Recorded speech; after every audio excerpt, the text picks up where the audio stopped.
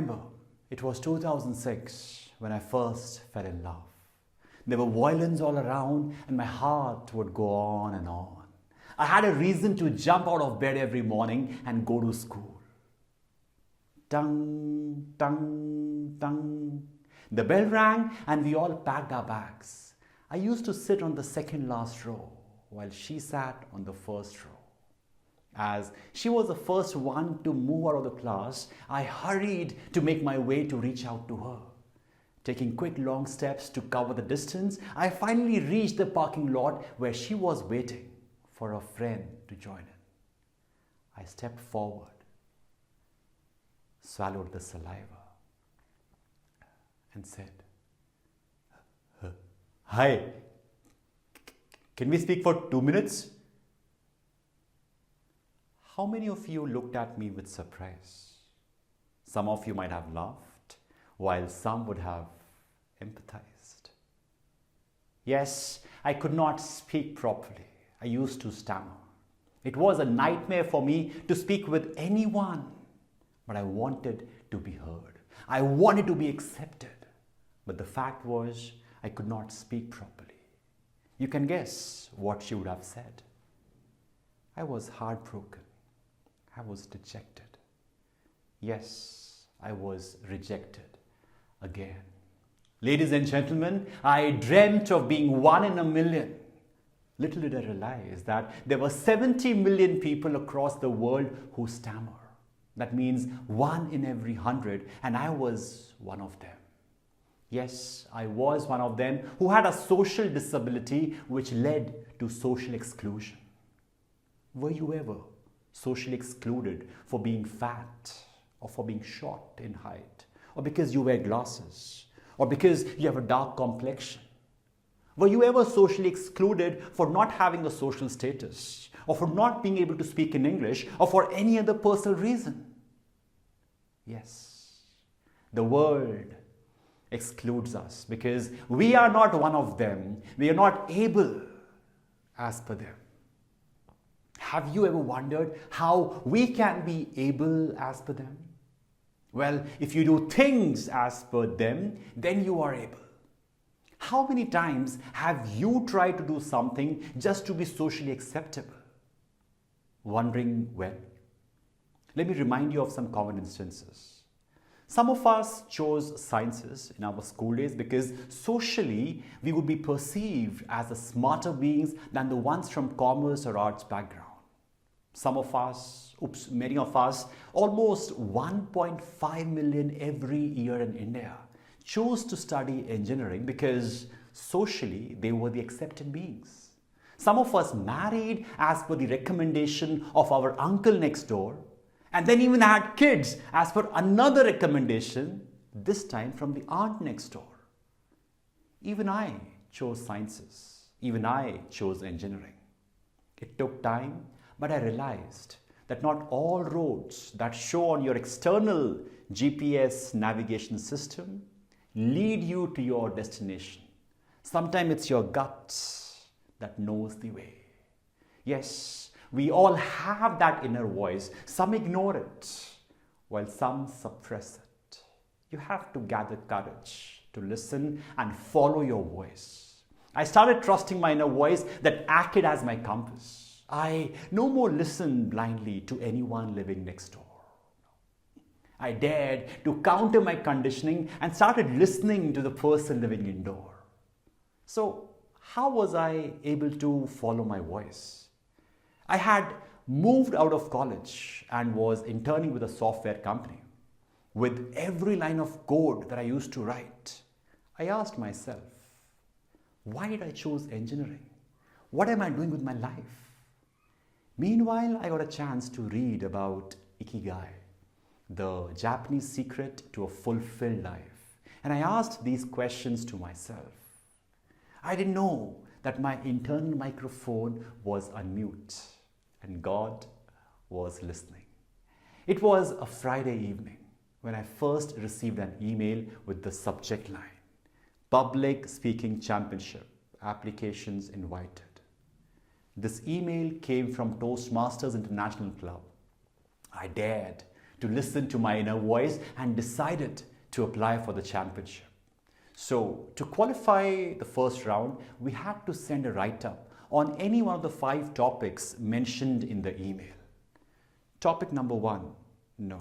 Topic number 2, no. Topic number 3, okay. Topic number 4,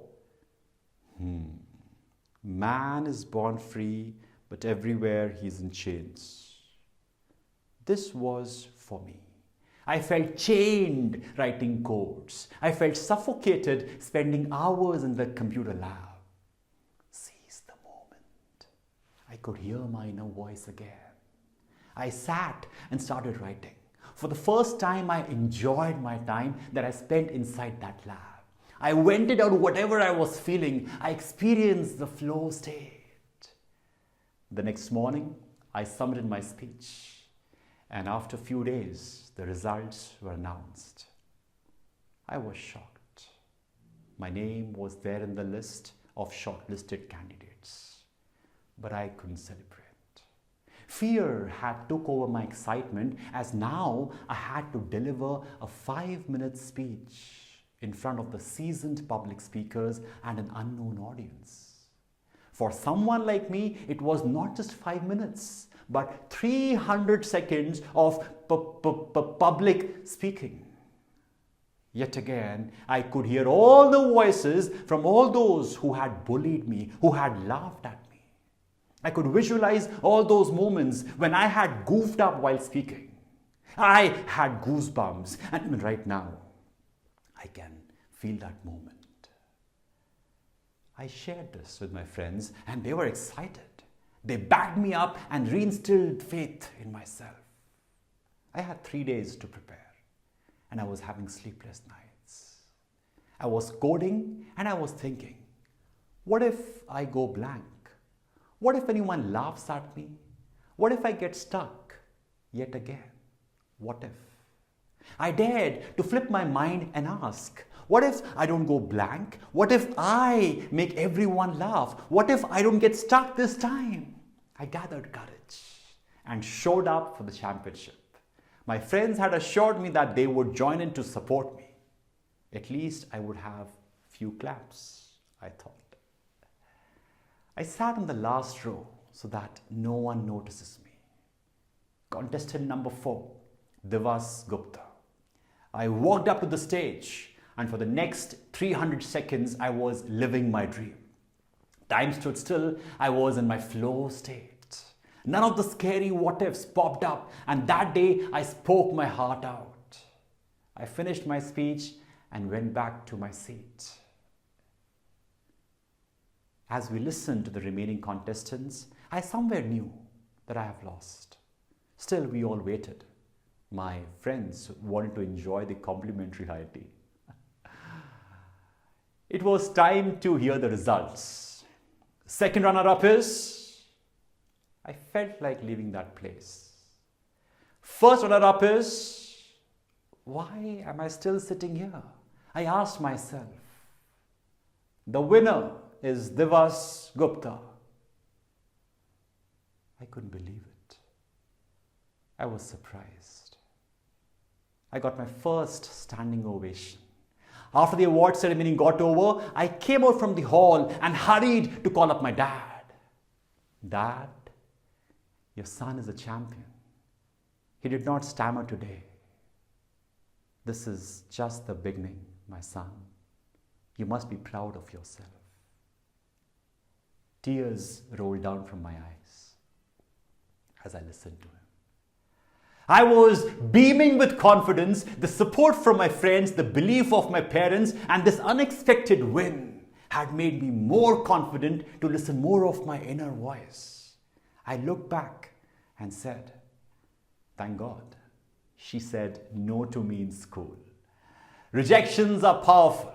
Yes, they bring transformation, provided you allow yourself to be transformed by that voice. With time, I gathered more courage and went against all social norms to go for an inter-religion marriage after trusting the voice for 8 long years. Well, this time it was easy for me as she chose to propose and I did not have to say, can we speak for 2 minutes? After the win at Toastmasters, I had found my purpose to become a professional public speaker. I wanted to help people speak effectively, something which I had struggled with all my life. I had experienced how it feels to speak out and express yourself, and I wanted to do it for everyone. Following my inner voice, today I have been able to train and inspire lakhs of individuals from all over the world. I had found my Ikigai, my reason for being. I knew why I do what I do. I created a framework that could help many like me who were once lost and did not have the clarity so as to what they want to do in their life. A framework that could help answer their questions like, what's my Ikigai? What's my purpose? Why I do what I do? How can I live a fulfilled life?